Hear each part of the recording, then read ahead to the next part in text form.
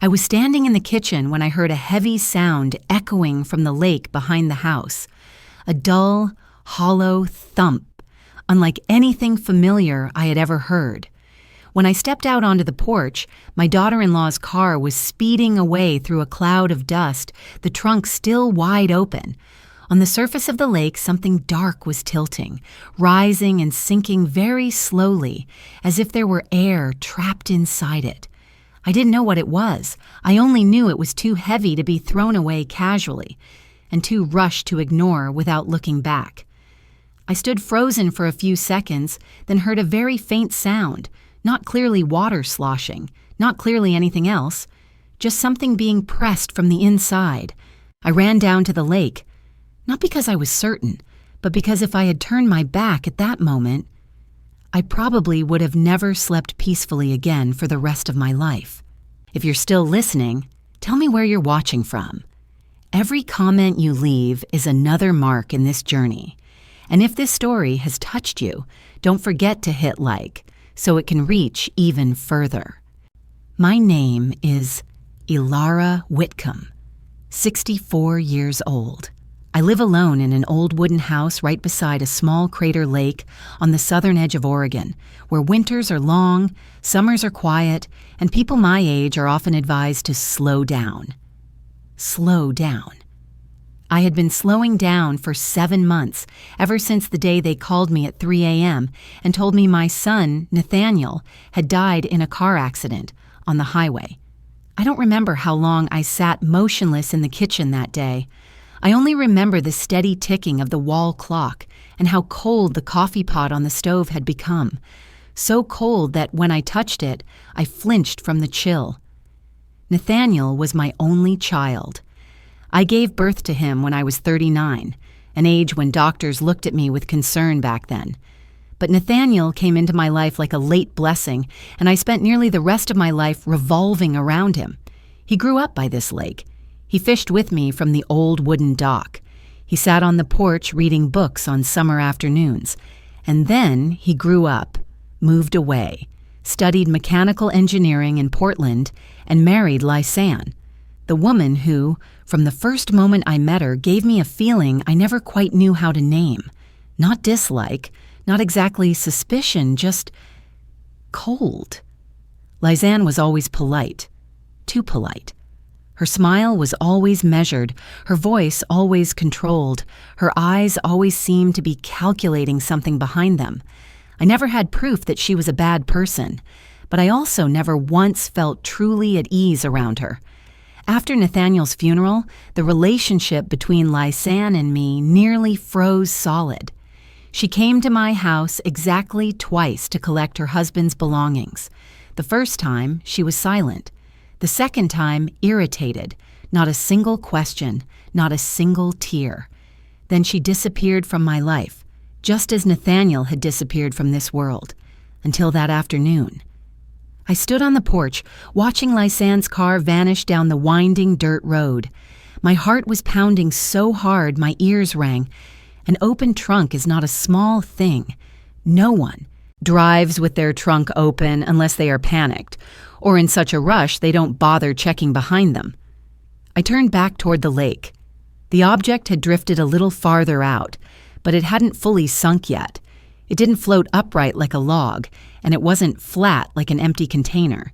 It tilted awkwardly, heavy as if struggling between staying afloat and being pulled under. A light breeze rippled the water, and then I heard that sound again.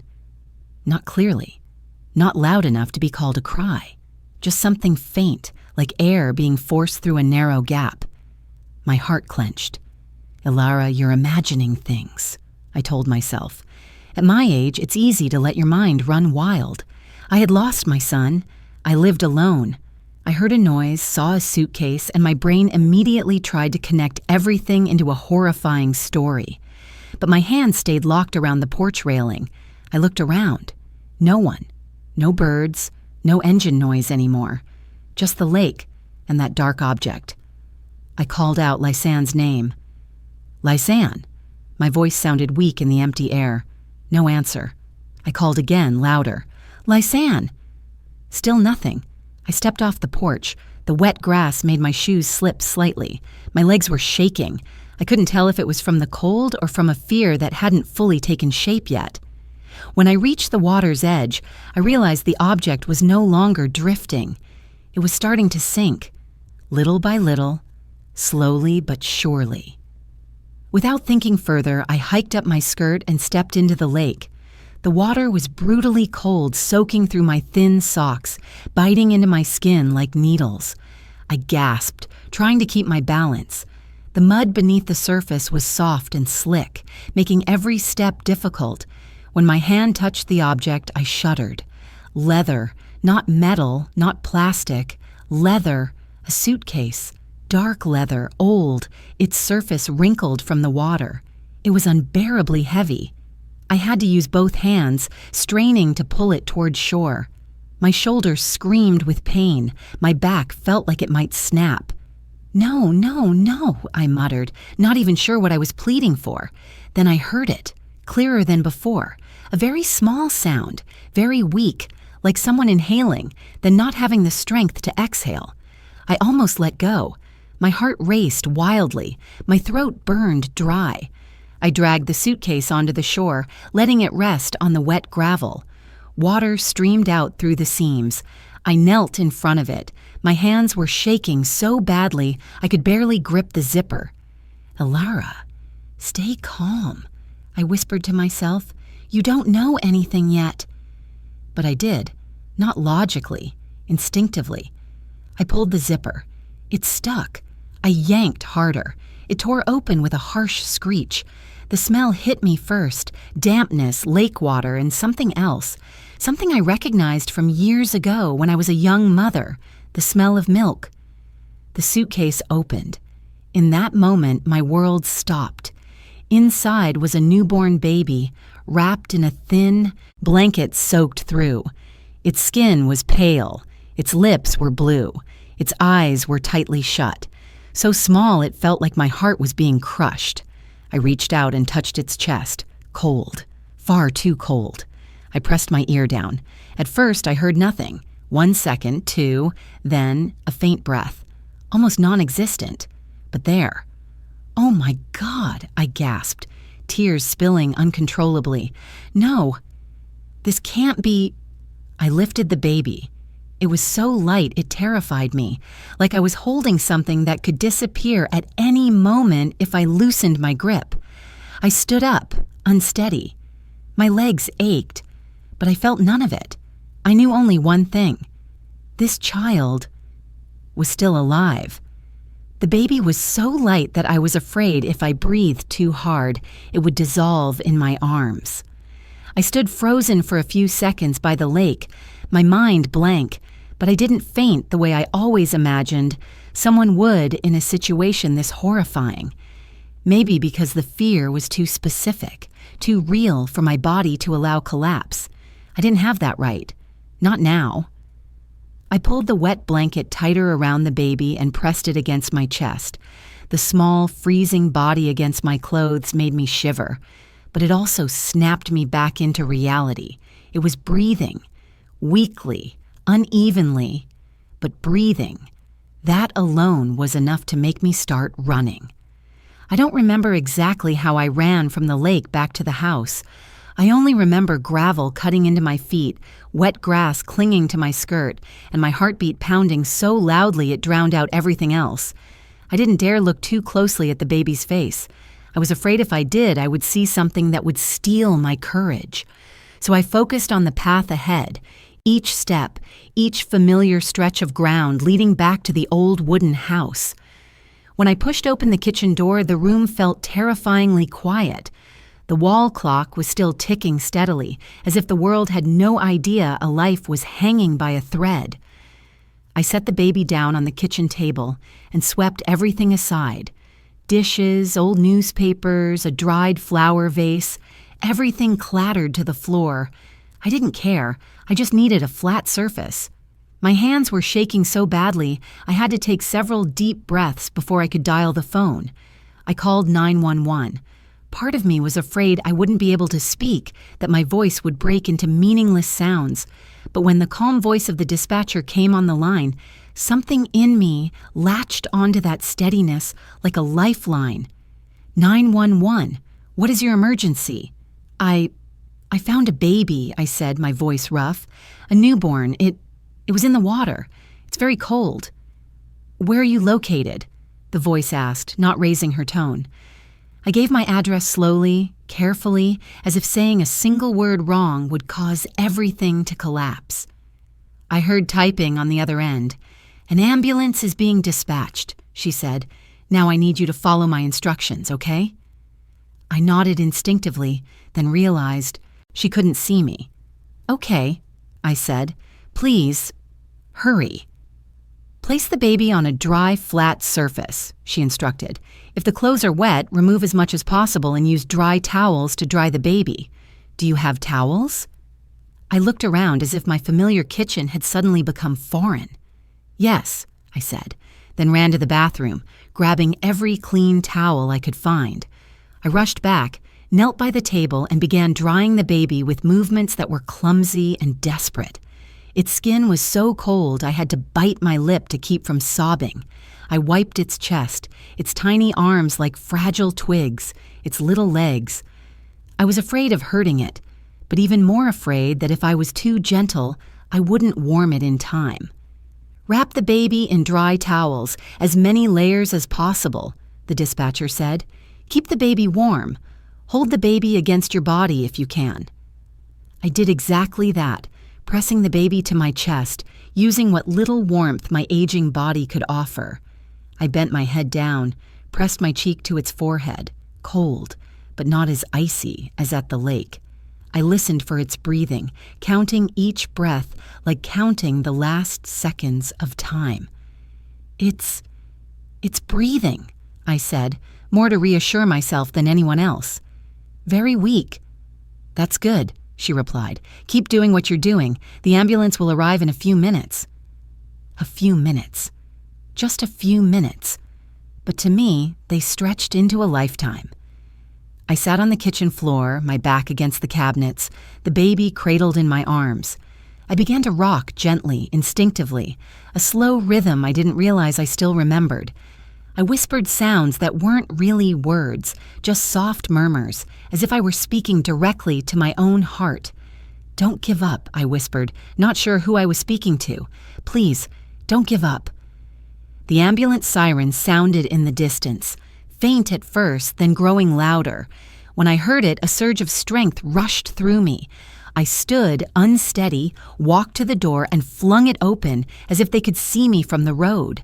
Red and blue lights flickered against the old pine trees, reflecting off the lake behind the house. 2 paramedics rushed in, one middle-aged man with graying hair and a younger woman with her hair pulled back neatly.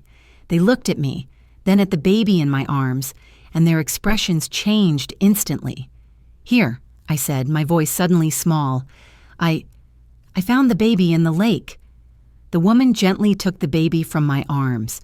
The way she held it made my chest ache and ease at the same time. Professional, firm, but never rough.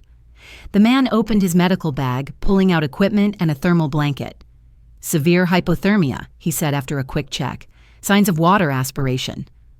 I stood there with empty arms, feeling as if the one thing keeping me upright had been taken away. I wanted to ask everything, whether the baby would live, whether they could save it. But my throat locked tight, no words coming out. Would you like to come with us? The man asked, looking straight at me. I nodded immediately. Yes, I'm coming.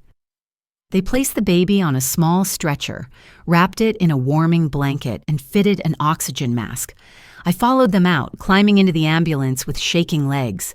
Inside, the lights were bright, the smell of antiseptic sharp. Machines hummed steadily, cold, clinical sounds, but strangely, they made me less afraid. Here, at least, there was order. There was process. There was hope. The ambulance started moving, the siren wailing through the early night. I sat on the side bench, my hands clasped tightly together, staring at the baby lying amid wires and machines. It looked smaller than ever, as if a strong gust of wind could carry it away. "What is your relation to the baby?" the woman asked, watching the monitor while adjusting the oxygen mask. I opened my mouth, then stopped. I didn't know how to answer. I didn't know what I was to this child. I'm the one who found the baby," I said finally. She nodded and didn't ask anything else. The ambulance sped through familiar roads leading into town. I looked out the window at closed shops and houses sunk into darkness. Other people's lives were continuing as usual, while mine had just turned onto a path I had never prepared for. When the ambulance stopped in front of the hospital, everything moved very fast. The rear doors opened, cold air rushed in. The baby was wheeled out and I followed, almost running. The emergency department doors swung open, harsh white lights making me squint. "NICU," someone said. "Prepare the NICU." I was held back in the hallway as they pushed the stretcher through the automatic doors. I tried to keep looking, tried to memorize every detail. The blanket, the tiny mask, the little hand, as if turning away would make the baby disappear. The doors closed in front of me. I stood there alone in the long, cold hallway, and for the first time since I heard that dull splash by the lake, I allowed myself to shake with fear. The NICU doors shut, leaving a hollow ache in my chest. I stood there for a long time, until a nurse passing by gently touched my shoulder and asked if I was okay. I nodded out of habit, though I wasn't sure what okay even meant anymore. My hands were still shaking, not from the cold now, but from the feeling that I had been yanked out of a familiar reality and thrown into another world where I had no control over anything. I was led into a small waiting room next to the emergency department. Gray plastic chairs, white walls, the sharp smell of disinfectant seeping into every breath. I sat down, my hands clasped tightly together to keep them from trembling. In my mind, images of the baby kept appearing and fading, like a skipping film reel. Cold skin, weak breathing, the steady beeping of machines in the ambulance. I tried to cling to one concrete detail so I wouldn't drift into panic. Less than 10 minutes later, 2 people entered the room. One was a police officer in his 40s, his face serious but not cold. The other was a younger woman holding a thin folder. They introduced themselves and sat across from me. "Mrs. Whitcomb," the man said, his voice low and steady. "We need to take your statement about what happened tonight." I nodded. I had expected this. I knew the moment I called 911, my life would no longer be quiet. I just hadn't expected it to happen so fast while my hands were still shaking. I told them everything from the beginning. I didn't leave out a single detail I could remember. The sound from the lake, Lysanne's car, the trunk wide open, the dark object on the water, the faint noise. I spoke slowly, carefully, as if talking too fast might make the story slip out of my grasp. "Are you certain it was Lysanne's car?" the woman asked, her eyes never leaving her notebook. "Absolutely," I replied. "I've seen that car countless times. I couldn't mistake it." "Did you see the license plate clearly?" I shook my head. "No, the car was moving too fast, but I clearly saw the trunk was open." The man wrote something down, then looked up. "Did you see Lysanne herself? Her face?" I hesitated for a second. "No, I only saw the car, but it was her car." The room fell silent for a few seconds. I felt a subtle shift in the air, not outright doubt, but a cautious step backward. The woman closed her notebook and studied me more closely. "Do you know where Lysanne is right now?" "No," I said. I haven't spoken to her since my son's funeral." Hearing Nathaniel's name spoken aloud made my throat tighten. The man nodded, his expression softening slightly. "We understand this is a major shock," he said, "but we need to verify some details." He stood up and stepped out of the room. I didn't know where he went. I only knew that I suddenly felt abandoned on a chair that was too hard, in a room that was too bright. The woman stayed, watching me with an expression that wasn't unfriendly, but not fully trusting either. "Mrs. Whitcomb," she said more gently, Do you have any history of mental health issues, depression, anxiety, anything like that? The question stunned me. I knew they had to ask. I knew it was procedure. But hearing it still felt like someone touching a wound that hadn't healed yet. I lost my son 7 months ago, I said slowly. I was sad. I was in pain. But I'm not delusional. I don't imagine things that aren't real. She nodded and wrote something down. Are you currently taking any medication? I took a mild sedative for a few weeks after the funeral, I answered honestly, but I stopped a long time ago. She didn't say anything else, just nodded. But in her eyes I saw something that weighed heavily on my heart. Hesitation. Not cruelty, but the kind of caution people reserve for those who have suffered a great loss, whose memories might be colored by grief. The man returned, holding a tablet. He set it on the table and turned the screen toward me. Mrs. Whitcomb, he said, we've done a quick check of traffic camera data near your area. My stomach tightened. Lysan's vehicle, he continued, was recorded at a gas station about 20 minutes from your house, around the same time you said you saw it leaving the lake. I stared at the screen. A blurry image appeared. A gray SUV, the same model as Lysan's, parked by a gas pump. A timestamp was clearly visible below it.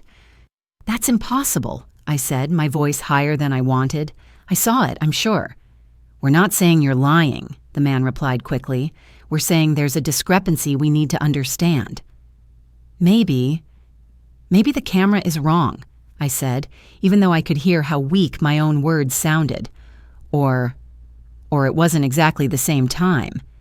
The woman tilted her head slightly. Is it possible you're mistaken about the timing? That the incident happened earlier or later than you think? I opened my mouth, then closed it. I remembered the afternoon light, the angle of the sun on the lake, the ticking clock in my kitchen. But memory isn't something you can weigh against digital data. I knew that. Maybe, I said at last, but I'm not mistaken about the suitcase. Silence again. I saw them exchange a glance. Without a word, I understood what it meant. In their minds, my story was slipping from the realm of certainty into the realm of caution. The man let out a quiet breath. Mrs. Whitcomb, we need you to understand that we have to consider every possibility, especially in a serious situation like this. What about the baby? I asked, my voice trembling. If you don't believe me, what will happen to the baby? My question hung in the air. The woman looked at me, her expression softening slightly. The baby is being cared for, she said. Our top priority is the baby's safety.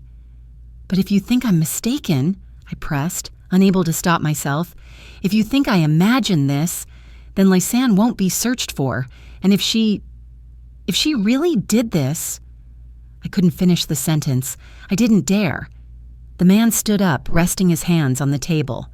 We will continue investigating, he said, but you also need to rest. You've been through a very difficult night. Rest. The word felt absurd. When they left, I remained alone in the brightly lit room, feeling as though I had been removed from the center of my own story. I was no longer the woman who saved a baby. I was a witness, and worse, a witness they didn't fully trust.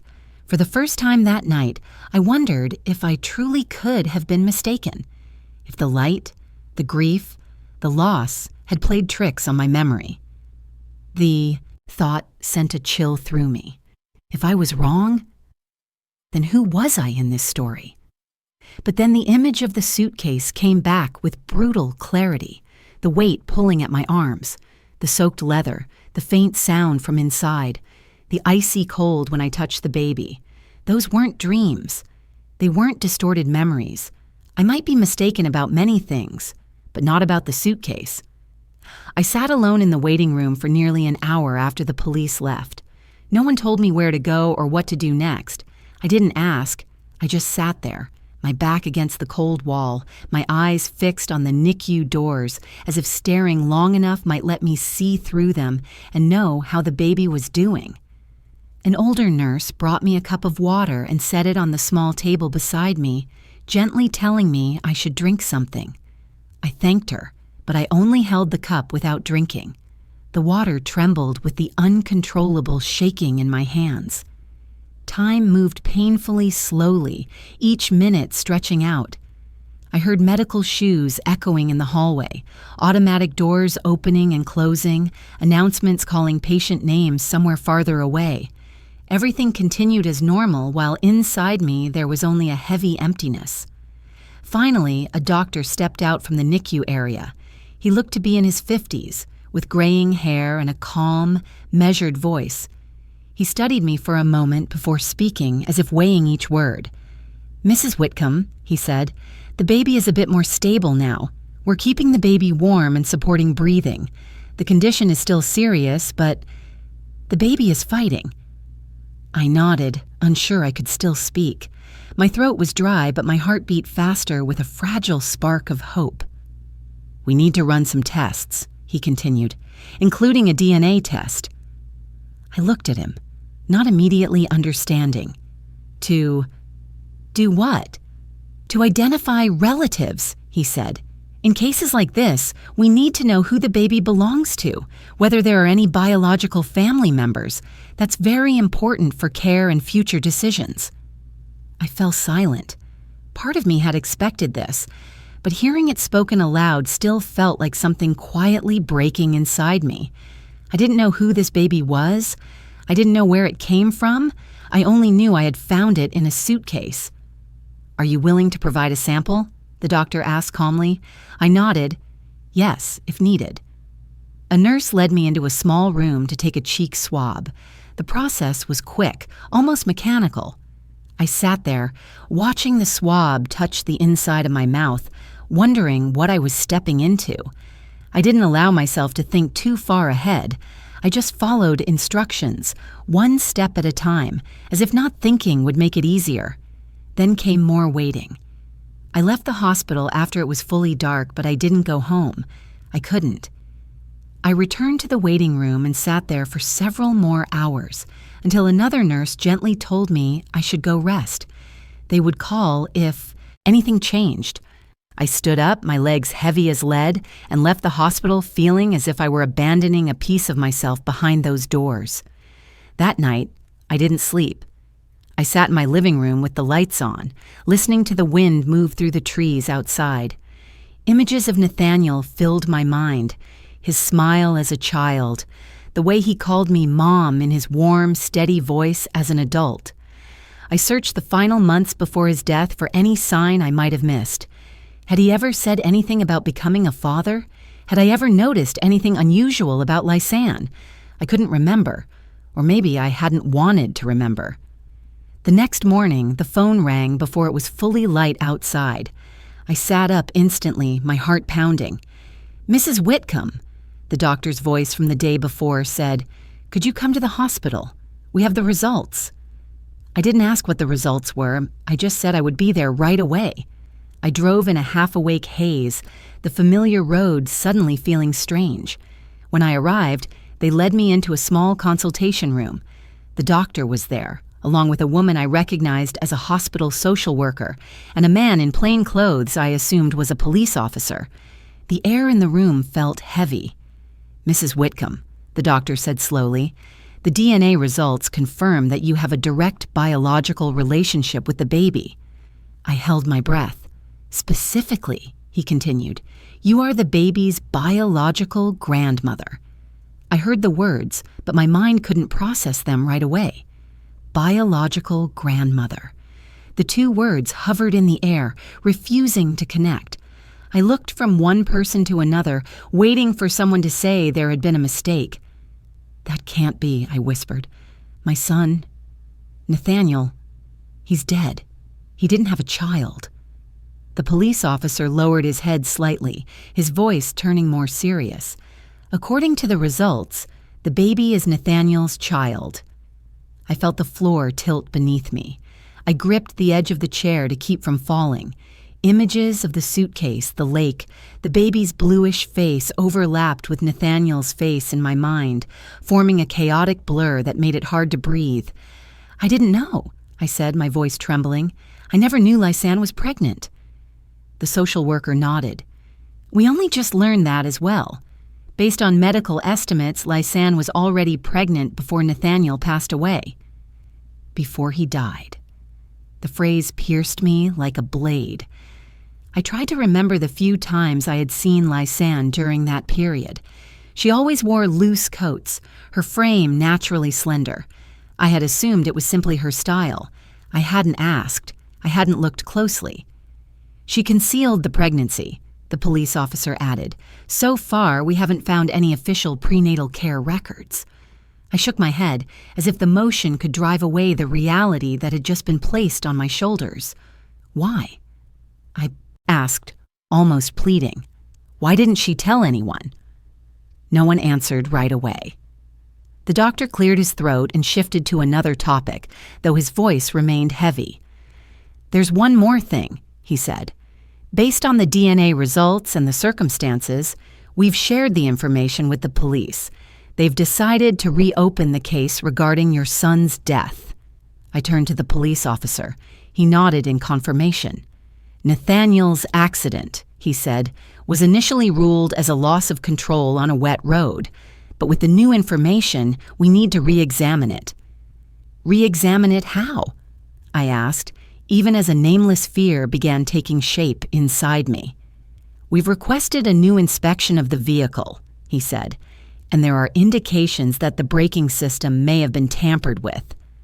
I heard myself inhale deeply, then realized I couldn't breathe out right away. The brakes, tampered with.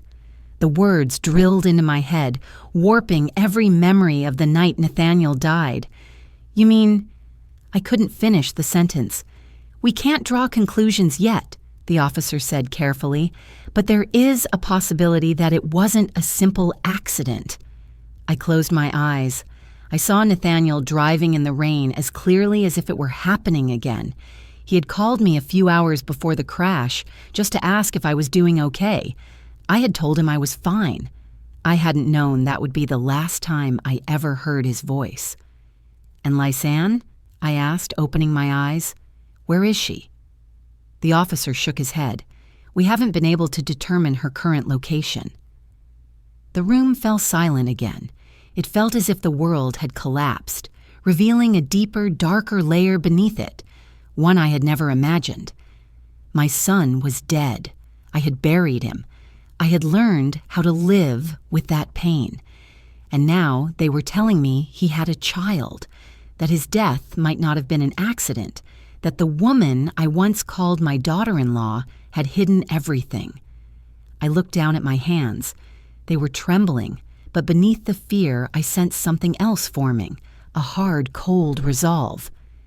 The baby, I said slowly. My grandchild is still alive, right? The doctor nodded. Yes, and we're doing everything we can. I nodded too. In my mind, a truth no one wanted to face was coming into focus. That baby was not an accident. It was the final link in a chain of events I was only just beginning to see. And if my son truly died because someone wanted him dead, then that baby had never been safe from the very beginning. I left the hospital in the late afternoon, my head heavy as if stuffed with stones. What I had just learned didn't allow me to collapse, but it didn't allow me to stand still either. Something had been hidden for far too long, and now it was beginning to surface, piece by piece, cold and sharp. 2 days later, I received a call from the county sheriff. He said they needed to meet with me to discuss some new findings related to Nathaniel. His tone wasn't urgent, but it was heavy enough to tell me this was no small matter. I drove to the police station on a gray morning, the Oregon sky low and pressing down, as if it were bearing weight on my shoulders as well. They led me into a small conference room. A thick folder was already sitting on the table. I recognized my son's name printed on the cover immediately. Seeing that name in bold letters on paper, not on a gravestone or a death certificate, tightened my chest in a different way. A young investigator spoke first. He said they had begun reviewing Nathaniel's financial records from the 6 months before his death. At first, it was standard procedure, but the numbers didn't sit as quietly as they had expected. Your son had a fairly large life insurance policy, he said, sliding a copy toward me.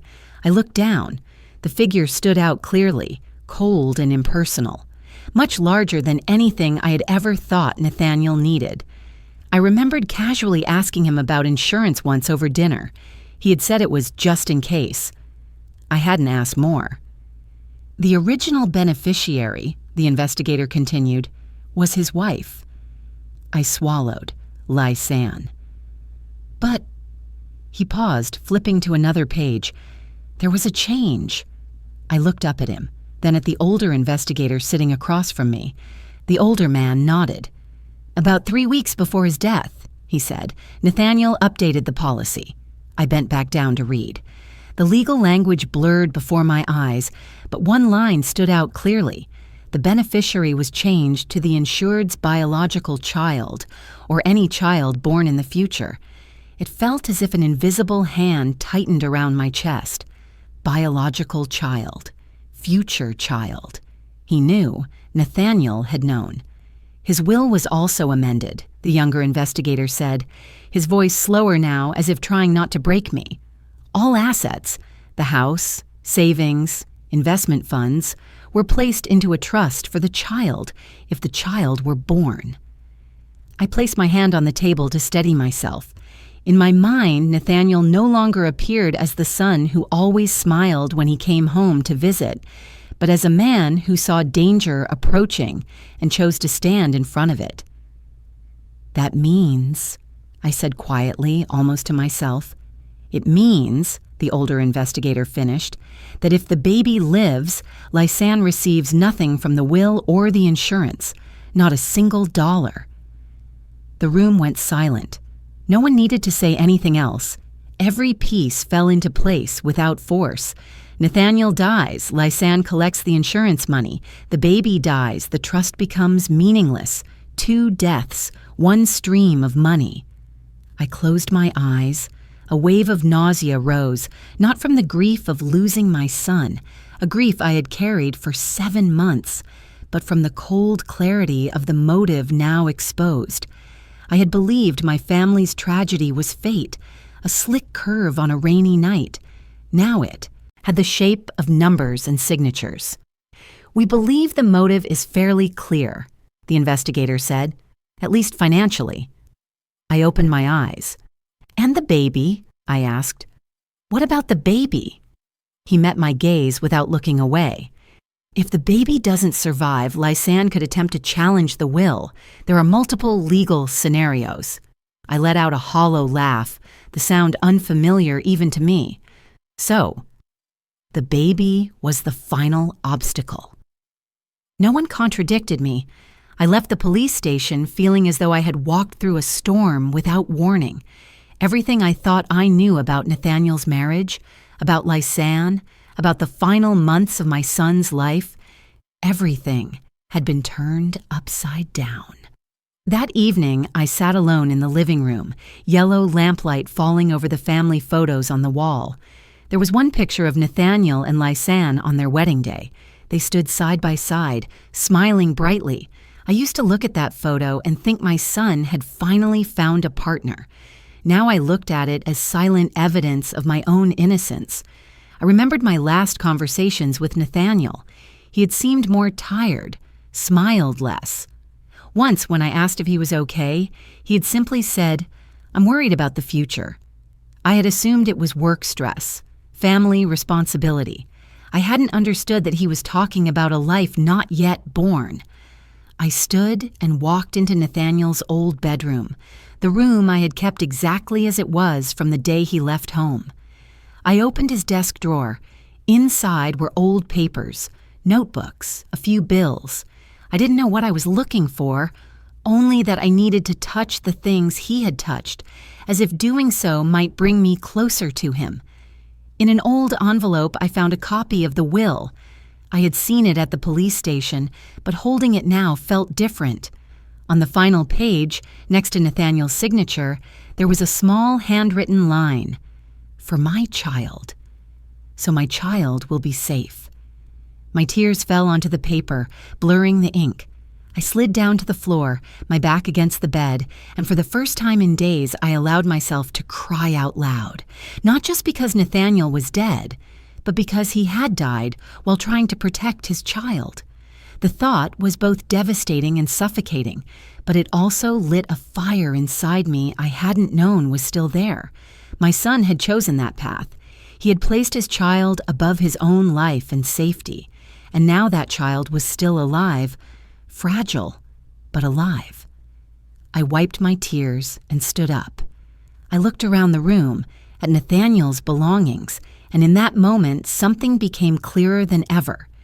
If Lysanne had been willing to kill her husband for money and willing to throw her own child into a lake to remove the final obstacle, then I couldn't pretend things would simply resolve on their own.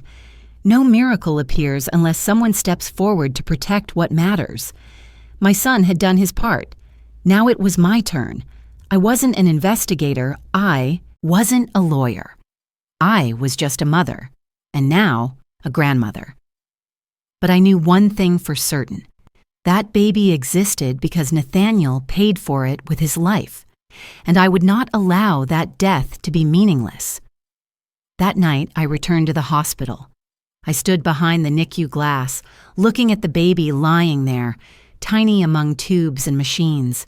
Its chest rose and fell weakly but steadily. I placed my hand against the glass and whispered, even though I knew the baby couldn't hear me. "Your father did everything for you," I said, "and your grandmother will too." Under the cold white lights of the intensive care unit, I understood that the truth had surfaced not to punish me, but to prepare me for what lay ahead. Because if the motive was this clear, then the real battle was only just beginning. They didn't say it outright. No one walked into the room and bluntly declared that Evan, the baby I had just learned was my grandson, didn't belong to me. That truth came slowly, layer by layer, through carefully chosen words, evasive nods, and forms placed on the table in voices so polite they felt cold. 3 days after the DNA results were confirmed, a representative from the Oregon Department of Child and Family Services came to the hospital to meet me. She was young, neatly dressed, her voice soft. She spoke at length about procedure, about the child's best interests, about evaluations for the future. I listened and nodded, but in my mind, one question repeated over and over: where will Evan be? "For now," she said, placing her hand on the folder, "the baby is under temporary state custody."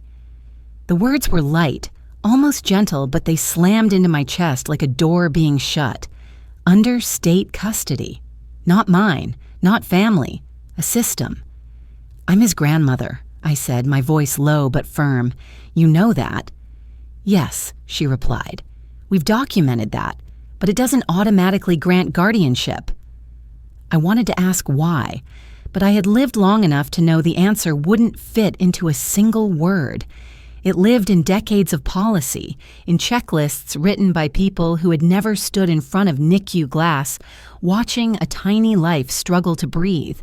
They handed me a list of requirements if I wanted to be considered for temporary guardianship. It was longer than I expected. A full medical evaluation, a criminal background check, a psychological assessment, a home study, in-depth interviews, and finally, a review meeting where I would have no authority, only the right to wait. "Can I see Evan?" I asked, struggling to keep my voice steady. The young woman hesitated. "At this time, visits must be approved individually. The baby is still in a sensitive recovery phase." I understood what that meant.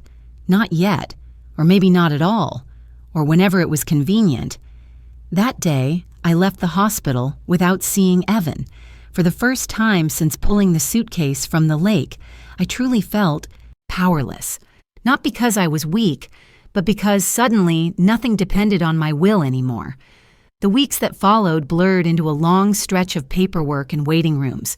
I went from the hospital to government offices, from clinics to evaluation centers. I answered questions I never imagined being asked at this stage of my life. "Do you have a history of depression?" "I lost my son," I answered. Who wouldn't grieve in that situation? They wrote it down, nodded, checked a box. Do you have long-term support? I have friends, I have neighbors. They pressed further. Who? Where? Could they commit? During the psychological evaluation, the woman sitting across from me was younger than Nathaniel had been on the day he graduated. She asked how I felt when I saw Evan.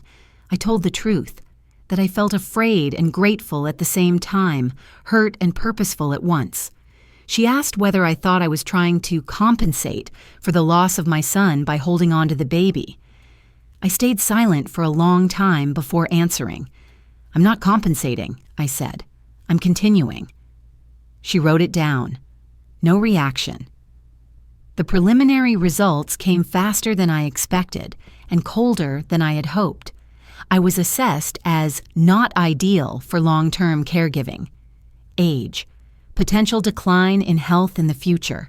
Psychological records noting a period of profound grief after my son's death. No younger co-guardian within the immediate family.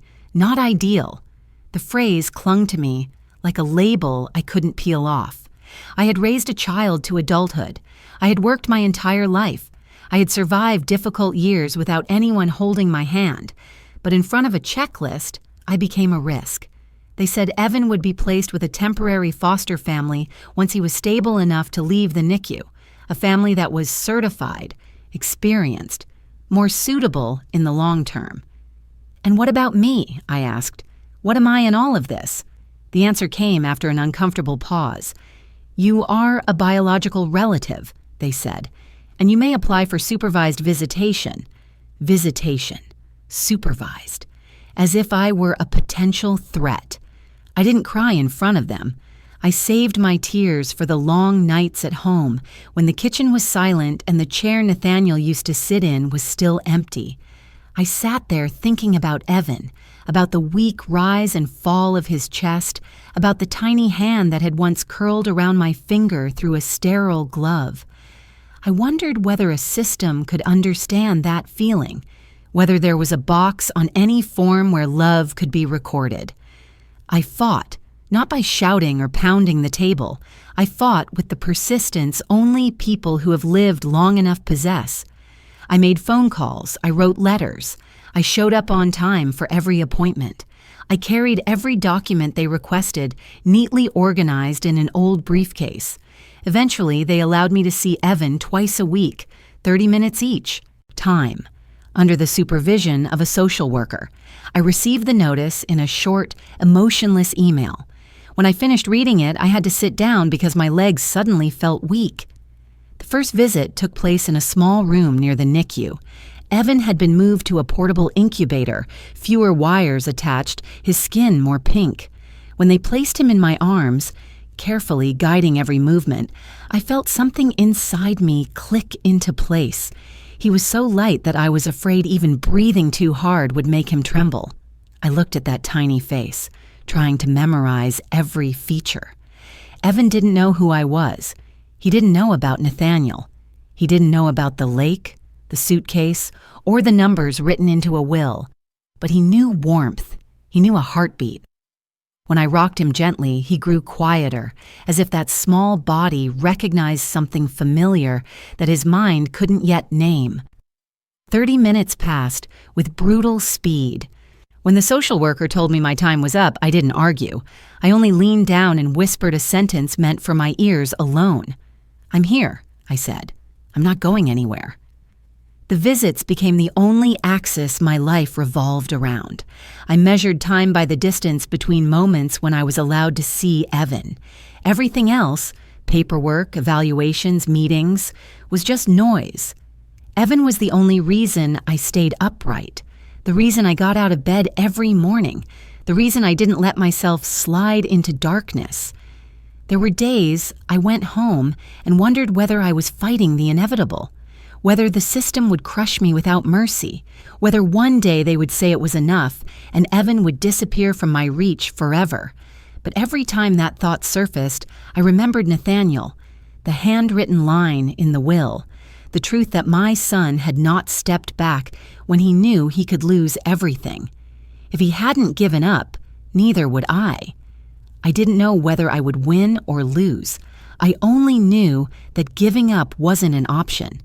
Not while Evan was still there, still breathing, still gripping my finger with a weak but determined strength. Not when I was the only person in the world who could see the entire story, from the quiet lake to the lifeless conference rooms. On paper, that child might belong to no one. But in my heart, Evan already had a place no official stamp could erase. I was washing my only coffee mug in the sink when my phone vibrated on the kitchen table. The sound was too loud in the quiet house, making me flinch. I wiped my hands on a towel, glanced at the screen once, then turned away. An unknown number. I had learned not to answer calls like that since the day Nathaniel died.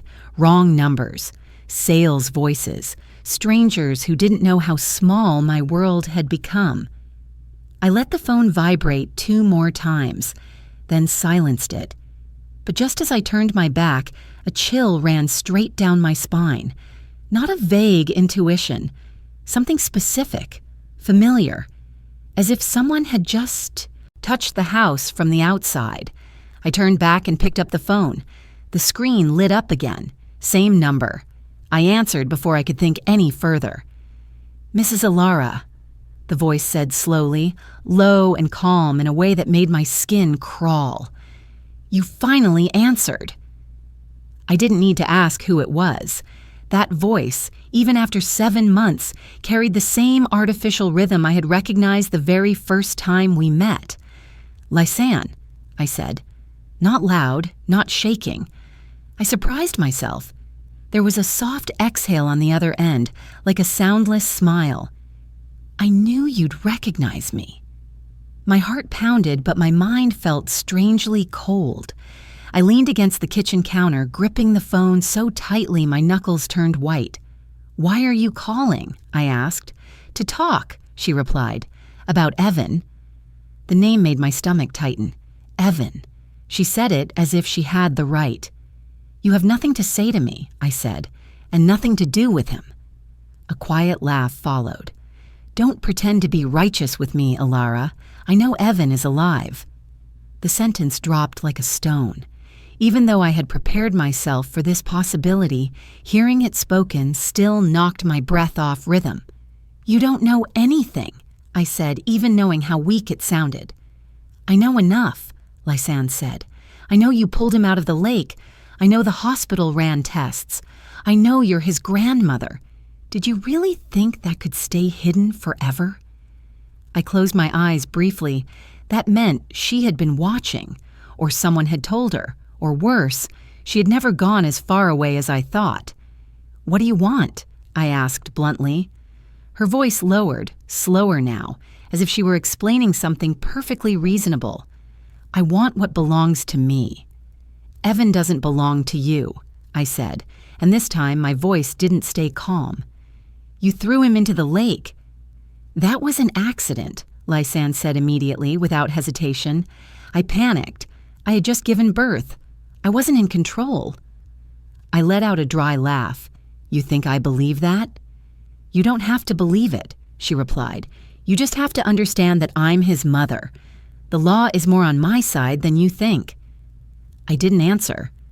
I walked slowly toward the small desk in the living room where I kept Nathaniel's old voice recorder. A strange habit, holding on to my son's things as if he were still somewhere in the house. I pressed record and set the phone on speaker. "Go on," I said. "What do you want?" "Money," Lysanne said without circling it, "and Evan." The bluntness almost made me feel relieved. No pretending, no hiding. "How much?" I asked. "Not how much," she corrected. "Everything, the insurance, the trust, what Nathaniel left for the baby." I swallowed hard. "And if I refuse?" "Then I'll show up," Lysanne said calmly, like she was talking about the weather. "I'll see a lawyer. I'll tell a different story.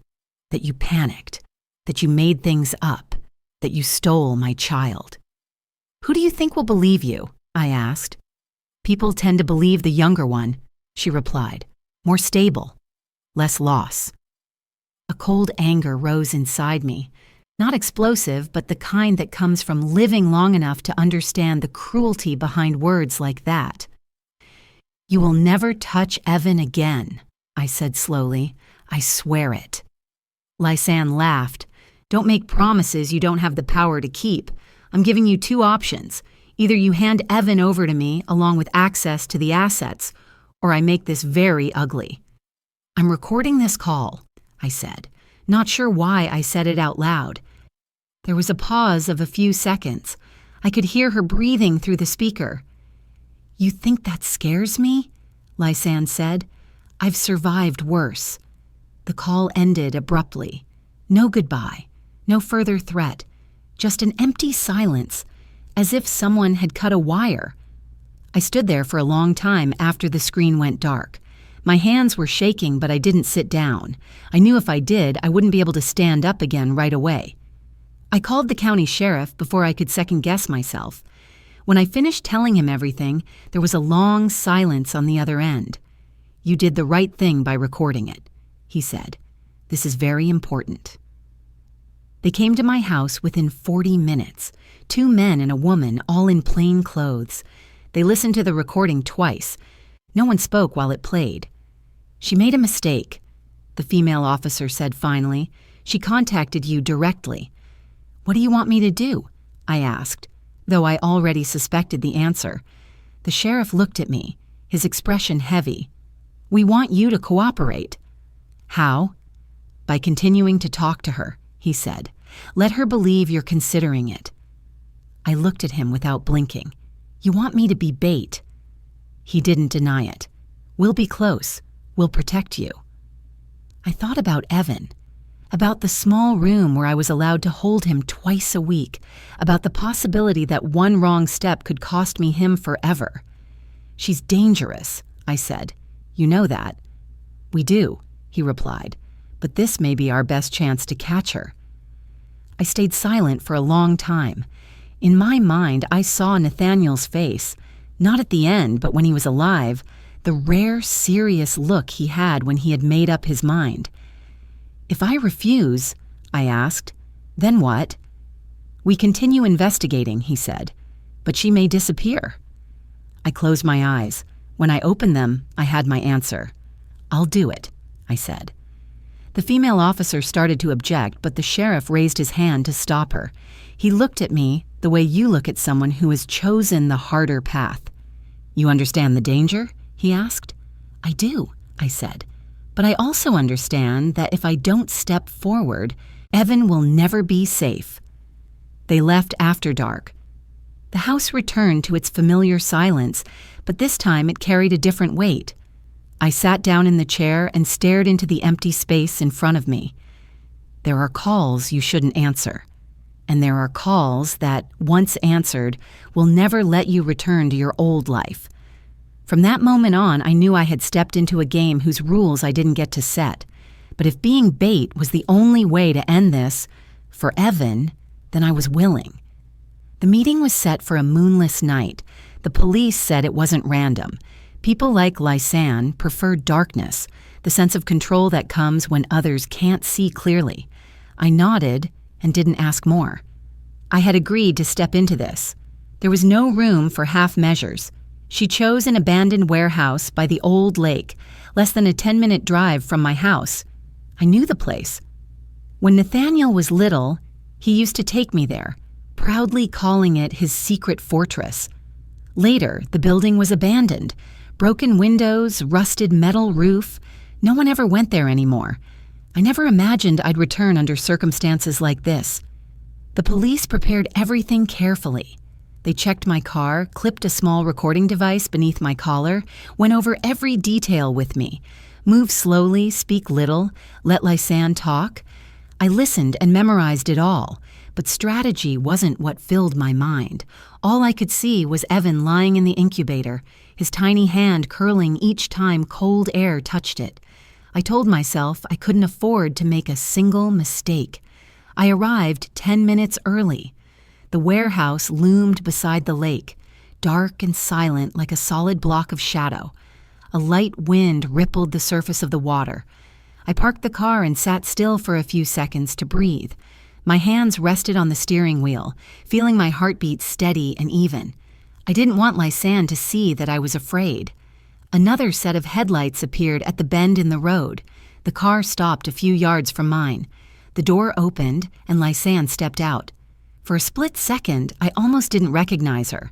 Her hair was shorter, dyed dark, her face thinner, sharper. She wore an oversized jacket and a baseball cap pulled low, but her walk hadn't changed. Still that slightly overconfident stride, as if the world owed her something.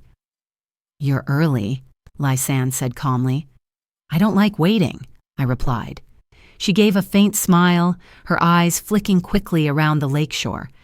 "You've always been straightforward. Nathaniel was too. That was both of your weakness." I clenched my jaw and said nothing. I stepped out of the car and faced her, keeping the distance the police had instructed. The warehouse behind Lysanne was pitch black, its door slightly ajar. "Where's the money?" she asked bluntly. "I want to hear you say it all," I replied. "Everything." She raised an eyebrow. "You still think you get to set conditions?" "I do," I said. "Because if I didn't, you wouldn't have called me." A brief silence followed. Then she laughed. "Fine. I suppose you deserve to know." She leaned back against the metal door of the warehouse, arms crossed, her voice slow and measured, like she was reciting a story she had rehearsed many times. "Nathaniel didn't understand," she began. "He always thought everything could be solved by talking.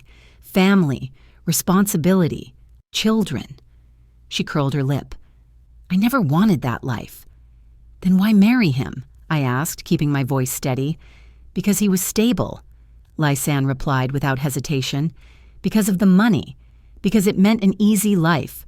I thought I could tolerate it for a few years, and then everything would be fine." "Until you got pregnant." Her eyes darkened for a moment. "Yes, until I got pregnant. I never planned that." "But Nathaniel did," I said. "He changed his will." Lysanne laughed again, this time unable to hide the bitterness. "Exactly. And that's when I realized I was about to lose everything." She continued, each word clear and unbroken. "Nathaniel discovered the pregnancy, wanted to keep the baby, wanted to be a father, wanted to do the right thing. He talked about the future, about responsibility, about making sure the money stayed with the child. With every sentence, Lysanne felt another door closing in front of her. "I couldn't let that happen," she said coldly. "I couldn't let a child trap my life." "I couldn't let you kill my son," I said, my voice shaking. Lysanne looked straight at me. "I didn't kill him in a moment of anger. I didn't lose control. I planned it." I heard my heartbeat pounding in my ears. "The brakes," she went on, "a small adjustment, a believable accident. Everything would end cleanly." "And Evan?" I asked, my throat burning. She exhaled as if speaking about an inconvenience. "That was the final step. Without it, things would get complicated. I thought, if he didn't exist, everything would go back to the way it was supposed to be." "You call that a solution?" I asked, unable to hold back any longer. "Yes," Lysanne replied without hesitation. "A solution." My entire body went cold, but my hand stayed tight around the small panic button hidden in my palm. I remembered the police's words. "Wait a little longer." "And now?" I asked. "What do you plan to do now?" "Now I want to finish this," Lysanne said.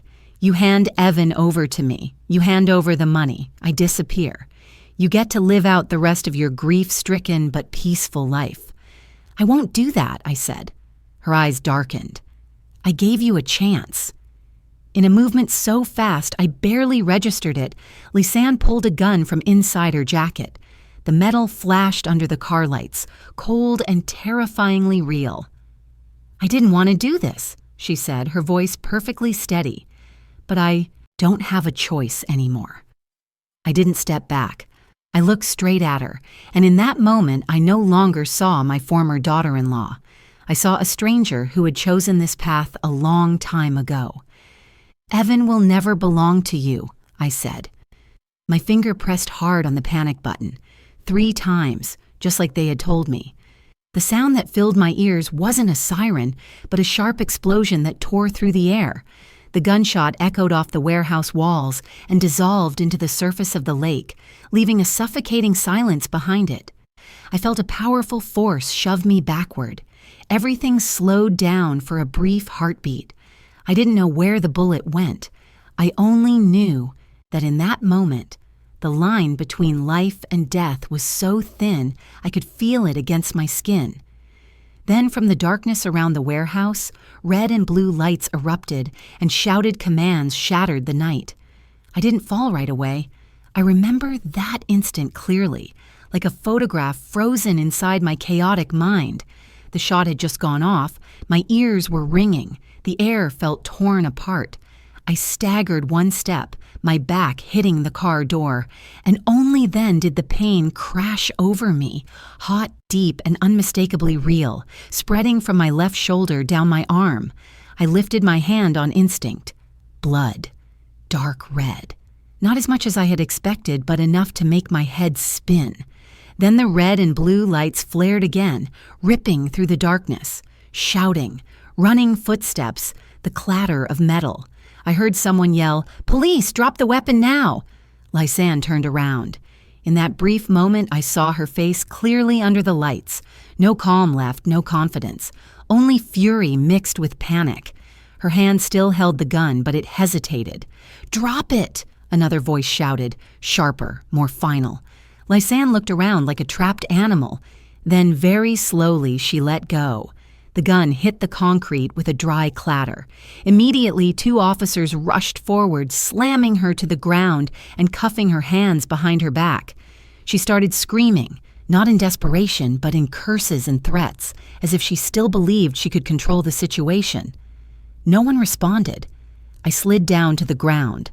My head was spinning, but I stayed conscious. A female officer knelt in front of me, placing a hand on my shoulder, carefully, avoiding the wound. "You've been shot," she said, "but you're okay. The bullet grazed soft tissue. It didn't hit bone." I nodded, not sure I fully understood. My eyes stayed fixed on Lysanne as she was dragged away. She twisted her head back to look at me, her gaze raw with hatred, completely unmasked. "I'll come back!" she screamed. "You can't keep him forever." The police car door slammed shut. The sound was final, like a period at the end of a long, dark chapter. I was taken into an ambulance. The light inside was cold and white, the machines humming steadily. The paramedic kept talking to me, asking my name, the date, whether I felt dizzy. I answered slowly but clearly. There was only one thought in my mind. Where is Evan? "When can I see my grandson?" I asked. "You need stitches first," he replied, "but the baby is safe. We've confirmed it." I closed my eyes. For the first time in weeks, my chest loosened just a little. My injury wasn't serious. The bullet had gone off course, leaving a long but shallow tear. The doctor said I was lucky. I didn't feel lucky the way they meant it. I just felt alive. The days that followed moved faster than I expected. There was too much to do, too many people to talk to. I met with investigators, prosecutors, lawyers. I listened to the recording again, watched the footage from the officers' body cameras. I signed endless statements. The evidence was too clear to deny. The confession at the warehouse, the recorded phone call, proof of brake tampering, the insurance money trail, the hidden pregnancy.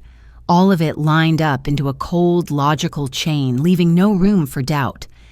The trial came sooner than I ever imagined.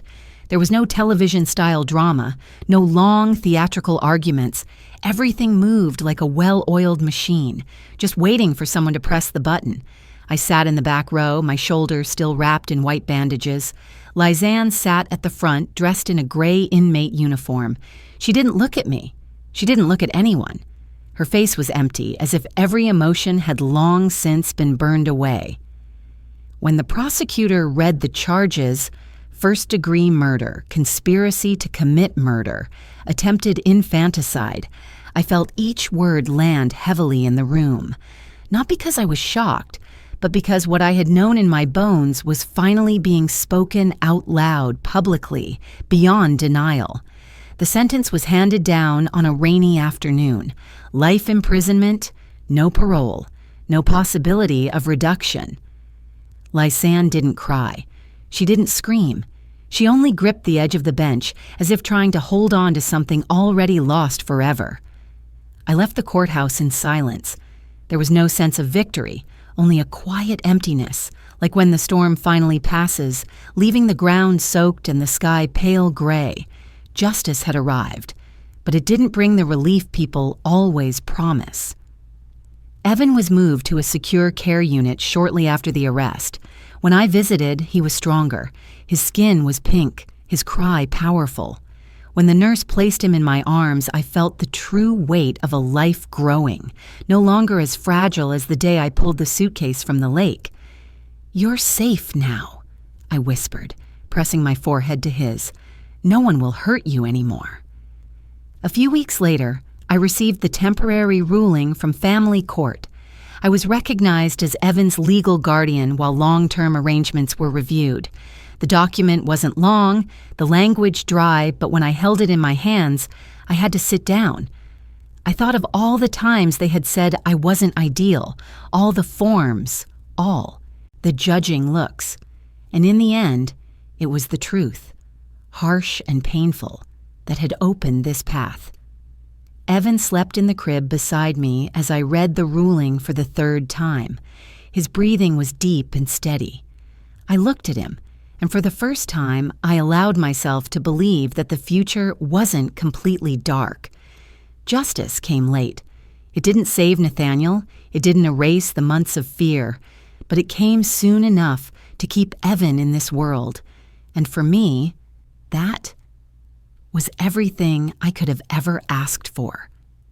I brought Evan home on a cloudy morning, the Oregon sky low and gentle, as if deliberately slowing its pace with mine. My small car carried one more life now, and even though everything had been prepared carefully, I still felt like I was doing something both familiar and entirely new. The car seat in the back had been installed by a young social worker who patiently walked me through every step, as if afraid I might forget how to do something basic. I thanked her and smiled, but inside I knew no set of instructions truly prepares you for this moment. When the tires rolled onto the familiar driveway in front of my house, I turned off the engine and sat still for a few seconds. The house stood there. The same old home with its weathered wooden porch, the north window Nathaniel had repaired during the summer he turned 35. I opened the back door of the car and leaned down to look at Evan. He was asleep, his tiny hands curled, his breathing even. I lifted him out, feeling the true weight of responsibility settle into my arms.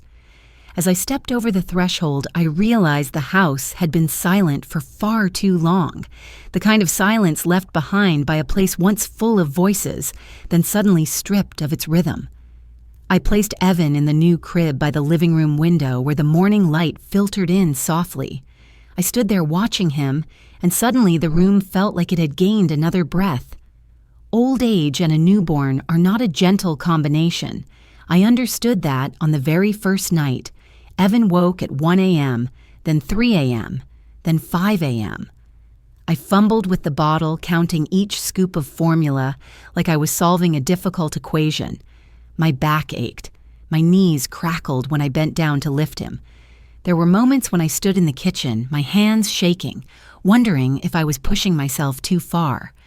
There were moments of suffocating fear. I laid Evan down in his crib and stared at his chest, waiting for the rise and fall. I checked the room temperature, checked the locks, checked everything so many times that even I could feel myself wearing down. Every small sound outside the porch made me flinch. Every night I slept half awake, ready to spring up at the first sound of his cry. But alongside the exhaustion were moments of healing I never expected. Evan has a small habit. When held close against my chest, he lets out a very soft breath, like a tiny sigh of relief. The first time I heard that sound, I stood completely still for minutes, afraid to move. I realized then that it wasn't only me holding him. He was holding on to me too, in the only way a baby knows how. In the mornings, when sunlight touches the curtains, Evan opens his eyes and looks around with a seriousness that's almost funny. Once he looked at me for a long moment, then slightly curved his lips. Not quite a smile, just the faintest change. But my heart tightened. Nathaniel had that same look when he was little, the look of someone weighing the world before deciding to accept it. There are details that hurt so much I have to turn away. The way Evan wrinkles his nose when he's displeased, the way he grips my finger with surprising strength, even a small mark on his chin, a trace so much like Nathaniel when he turned 2. I don't try to find my son in Evan, but Evan brings those things with him, like an unavoidable reminder. The house slowly came back to life in very tangible ways. The sound of the bottle sterilizer replaced the long silence. The living room light turns on at midnight, no longer to illuminate loneliness, but to make sure a small life is safe. I started opening the windows more often, letting fresh air flow in. I hung the family photo back on the wall, not to cling to the past, but to put it where it belongs. I learned to ask for help. A neighbor brought over a pot of hot soup on my 3rd day home. An old friend came to watch Evan so I could sleep for an hour. I used to think asking for help meant admitting weakness. Now I understand it's the only way to keep going. Some nights I sit in the armchair, Evan asleep on my chest, and I feel something very strange. Imperfect peace. I still think of Nathaniel every day. The pain hasn't disappeared. It's only shifted, making room for a new purpose. I no longer wake up just to get through the day. I wake up because Evan needs me. One afternoon, while I was changing Evan's diaper, he suddenly laughed. A short, high, clumsy sound. I froze, then laughed too, tears spilling without warning. I thought of Nathaniel, of my son's first laughs. And for the first time, that memory didn't bring only pain. It carried continuation. I am no longer alone in the way I once thought was permanent. Loneliness doesn't disappear entirely. It changes shape. It becomes the quiet after Evan falls asleep. It becomes the time I sit by the window, looking at the still lake in the distance, no longer trembling like before. I learned to live with it, without letting it swallow me. Sometimes, when I'm so tired I want to sit on the kitchen floor and cry, I wonder if I made the right choice. Then Evan wakes up, needing me, and the question fades. Not because I have a perfect answer, but because I have something to do. I began making very small plans, a regular medical schedule, a foster parent support class the social worker recommended, a small corner of the garden to plant flowers in the spring. These plans aren't promises for a distant future. They're stakes driven into the present, keeping me upright. This house has witnessed too much loss, but now it also witnesses a beginning. Not loud, not dramatic, just day by day, night by night, the steady breathing of a child growing up safe. When I hold Evan by the window on a quiet evening, I whisper to him, not expecting him to understand. "You have a home," I say, not because everything is okay, but because we will make it okay. The house is no longer a place where I live alone with memories. It becomes the place where I learn to keep living, without denying the pain, but without letting the pain define the rest of my life. And in Evan's steady breathing, I find the sense of purpose I thought I had lost with my son. No longer alone, not because loneliness vanished, but because, at last, I have someone to walk with, even though the road ahead is still long. Time doesn't arrive like a great wave that washes everything away. It comes slowly, day by day, quiet and patient, like water soaking into dry earth. Evan grew that way, not suddenly, not loudly, but steadily, so much so that sometimes I only noticed when a shirt had grown too tight, when the once fragile cries turned into curious babbling sounds. Evan is healthy. That is the first thing, and also the most important. The doctors said his lungs have fully recovered, with no lasting effects from those early days between life and death. Every time I hear that, I nod and say thank you, but inside I whisper a different thanks. a thank you meant for Nathaniel. My son never lived to see this, but I believe he traded his life so Evan could have that chance. Our mornings start early. Evan wakes when the first light slips through the curtains. No alarm needed. I learn to shape my rhythm around his. Meals, naps, small playtimes on the old rug in the living room. I thought I had forgotten all of this after Nathaniel grew up, but it turns out the body and the heart have their own memory. My hands know how to support his head. My voice naturally lowers when I rock him to sleep. I am mothering again, not to replace the past, but to carry it forward. When Evan began to say his first words, I knew I would have to face a question I had postponed for a long time. He asked it naturally, one quiet afternoon, as we sat together on the porch, watching leaves fall. "Where's Dad?" Evan asked, his voice small but clear. I took a slow breath. I had prepared for this moment, but no preparation is ever enough. I didn't want to lie. I also didn't want to place a burden on a child. "Your dad was a very good man," I said. "He loved you, even though he never got to meet you." Evan tilted his head, thinking, "Where is Dad?" "He's in our hearts," I answered, placing my hand on my chest, then on his. "And in the good things he left behind." I tell Evan about Nathaniel in small pieces, appropriate to his childhood.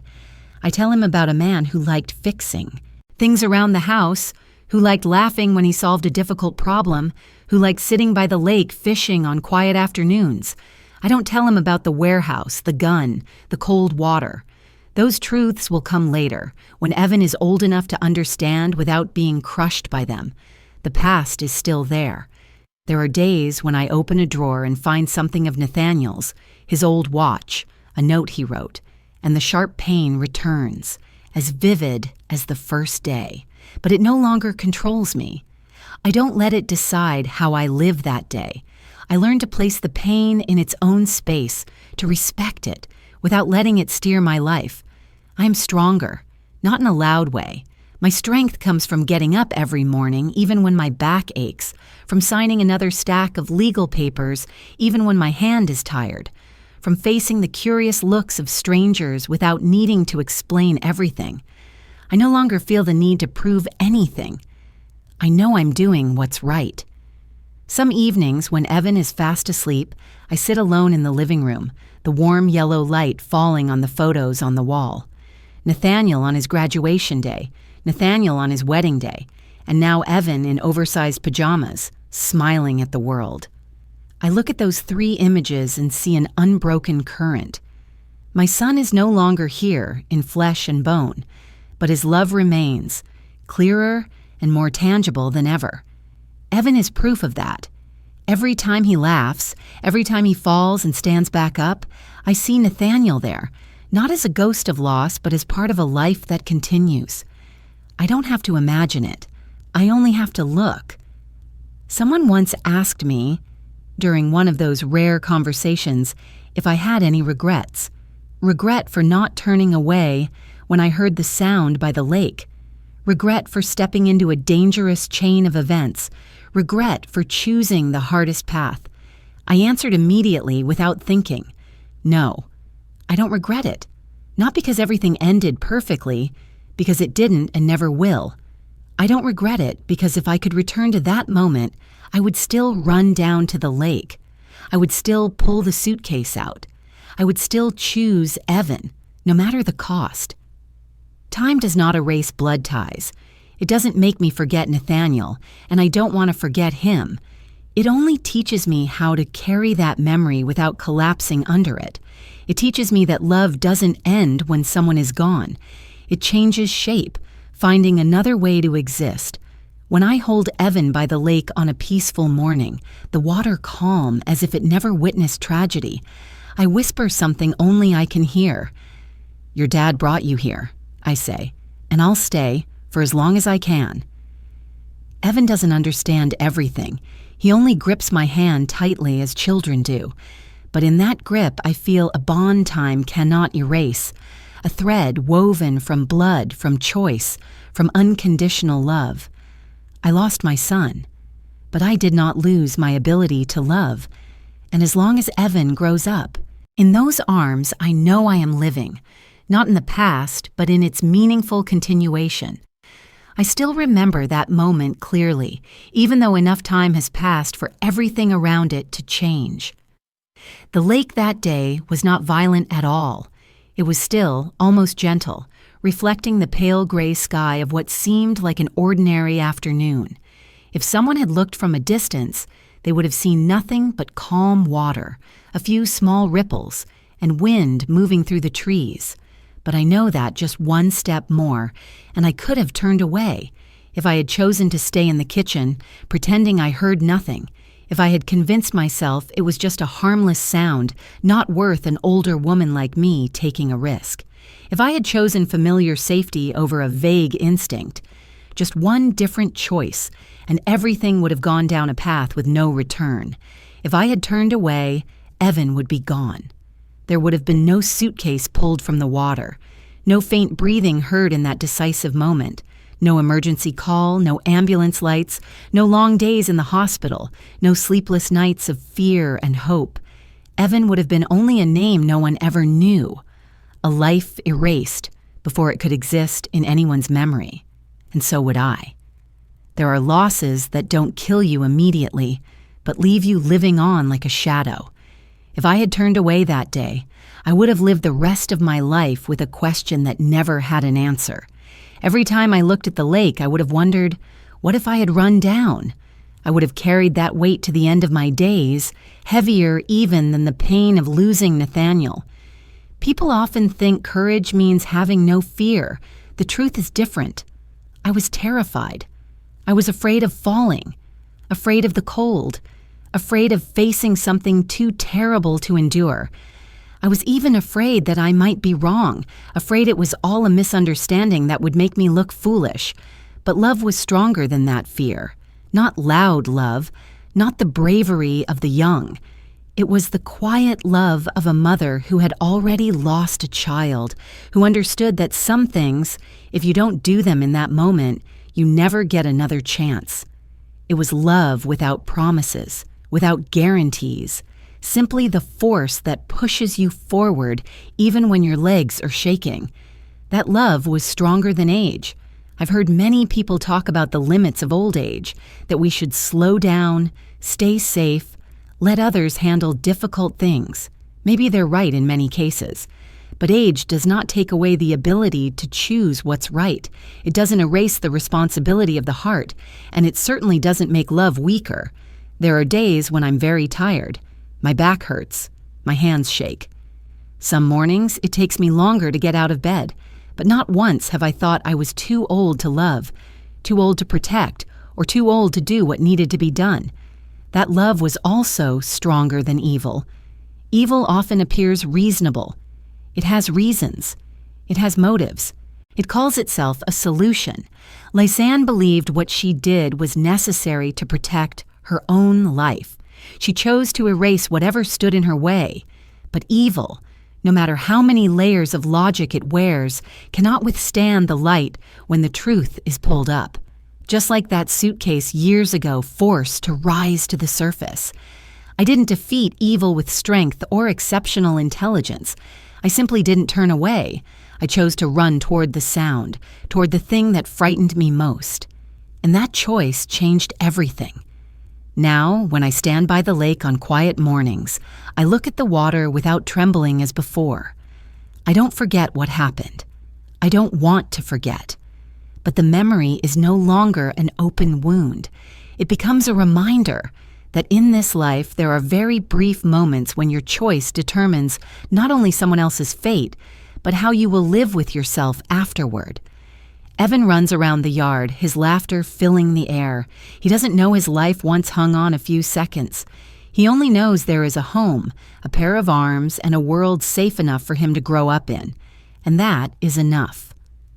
I chose not to turn back, not because I was certain I would win, not because I thought I was stronger than others, but because I knew that if I didn't step forward, I would never forgive myself.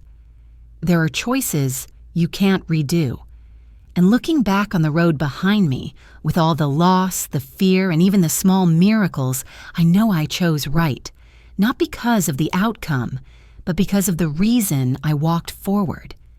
If you're still here, listening all the way to these final lines, I want to thank you, not as a viewer, but as someone who has walked with me through the entire journey. Tell me where you're watching this story from. A busy city, a small town, or a quiet place you call home. And I want to ask you something, honestly.